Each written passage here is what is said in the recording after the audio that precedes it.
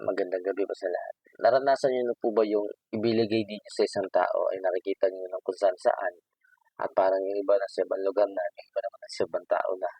Yung tipong parang hindi mo lang pinalagan ng taong binigyan mo yung pagkakabigay mo sa kanya o walang value sa kanya yung ibinigay mo.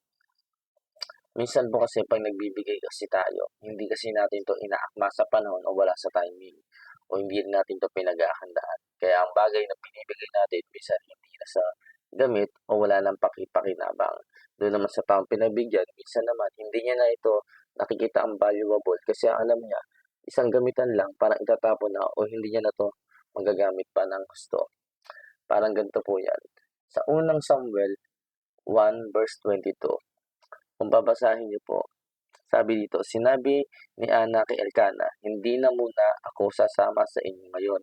Hihintayin ko na ang panahong maaari na siyang maghiwalay sa akin. Paglaki niya, dadalhin ko siya sa bahay ni Yahweh at doon na siya titira sa buong buhay niya."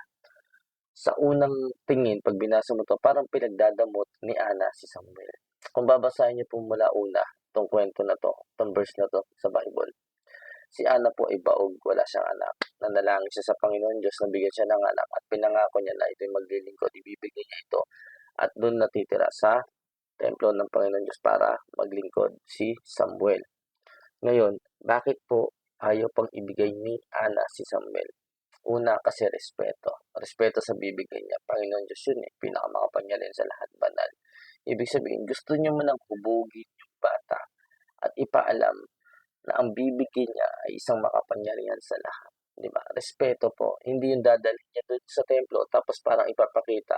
Kumbaga yung Panginoon Diyos, hindi naman sa pagsasalita, pero parang pinasasabi mo yung Panginoon. Tapos kung tatanungin, parang walang isasagot. Sino ba to? Di ba? Kaya ang gusto ni Ana, parang gusto ni Ana ito, huhubugin niya muna yung bata. Palalaki niya ng maayos na may pagkakilala at pagkatawad sa Panginoon at doon na siya ititira. Ipapaintindi niya na hindi tayo habang buhay magkakasama dahil ipinangako ko sa Diyos na ang buhay mo ay para sa Kanya.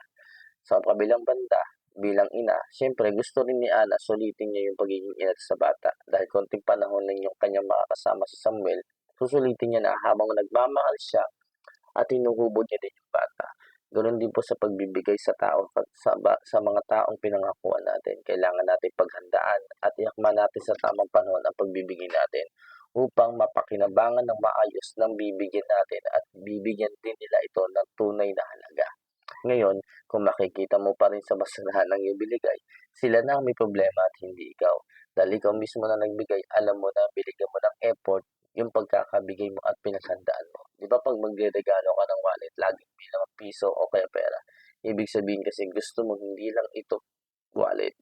Ibig sabihin, ito yung wallet na nilalagyan ng pera. Kumbaga sample, yung pagbibigay mo ng wallet ay meron ng laman. Yun lang po yung share ko sa Bible verse na unang Samuel 1:22. Sana po ay naunawaan niyo at may napulot po kayong aral sa Biblia na aking sinabi. Sa Diyos po ang lahat ng karangalan at kapurihan. Sa pangalan po ng Panginoong Kristo. Amen.